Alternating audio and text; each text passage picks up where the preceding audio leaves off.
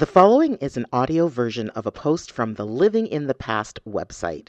For more Gen X and related content, visit and subscribe to my newsletter at livinginthepast.substack.com. That's livinginthepast.substack.com. Thanks. Whatever happened to the Bermuda Triangle, and when did it become safe to fly over it again? If you were a kid or an adult in the 1970s, it's very likely that you were petrified to get on a plane. Why? Because of the strange and frightening stories related to the Bermuda Triangle, stories that saturated news coverage almost daily. News of what seemed to be a constant stream of airplane disappearances was everywhere, in the newspaper, in magazines, on TV, in books, and, of course, on the minds of anyone who traveled via plane, whether for work or for pleasure. No one was apparently safe flying anywhere near this particular longitude and latitude. The foreboding and ever-present danger of being sucked into the vortex of the unknown loomed heavily over the decade. It seemed like almost weekly there was a story about a plane that had attempted to fly over the Bermuda Triangle, only to disappear, never to be seen again.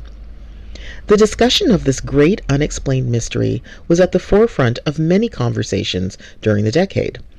Fear of disappearing after boarding a flight was the norm, not the exception.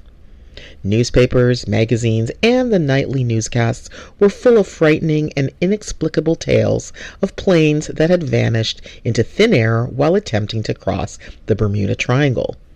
And then the movies. So many movies. Located in an area bounded by Miami, San Juan, and the island of Bermuda, the Devil's Triangle, as it was also known, was an area that was seemingly responsible for the unexplained disappearances of numerous ships, planes, and private boats. Small aircraft were also not spared the literal, alleged, pull of the vortex, with private single-engine planes taking off from a destination never to be seen again. To say that this unexplained phenomenon was a leading fear during the decade would be an understatement. Notable figures, from celebrities to politicians, weighed in on the mystery, and, of course, us regular folks boarded flights to sunny destinations with anticipation and dread, if at all. So what was happening to those who disappeared into the vortex? Some theories at the time included the strange to the bizarre. Alien abductions were fodder for consideration, along with more seemingly logical explanations, such as aircraft failure or capsized boats. Included in a long list of theories were supermagnetic fields and various supernatural forces that resulted in the same, disappearing vessels that were never to be seen again. Regardless of what was at the root of the phenomenon, the lore of the Bermuda Triangle made for an interesting decade. It makes you wonder what it was about that time that made us as a society so fearful and anxious. Such states of mind seem to be in stark contrast to the airy-fairy vibe of the decade, or at least the facade of one that was continually showcased in popular culture. Strangely, we don't hear much about the Bermuda Triangle these days.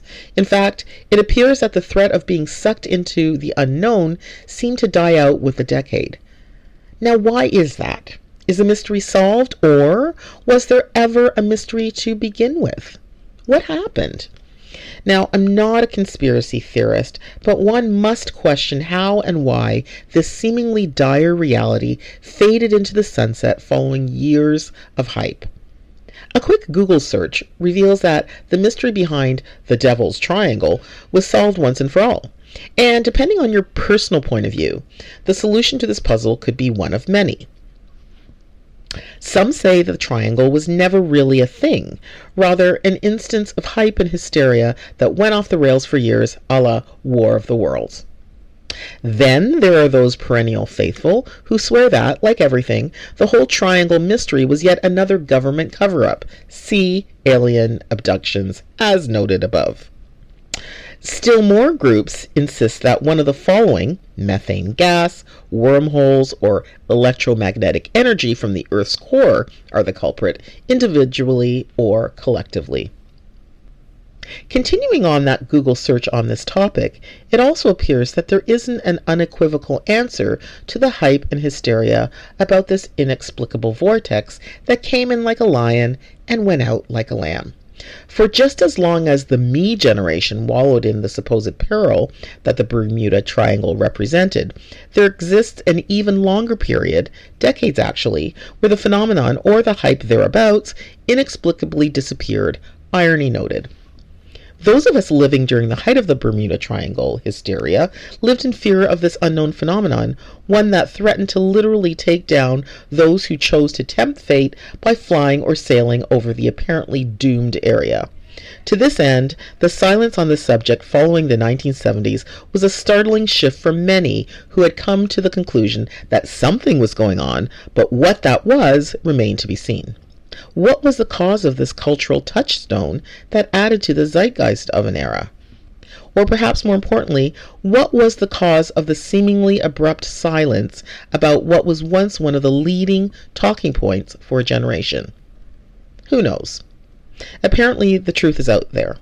Regardless, this truth remains to be seen. So many unanswered questions, such an unsatisfying end.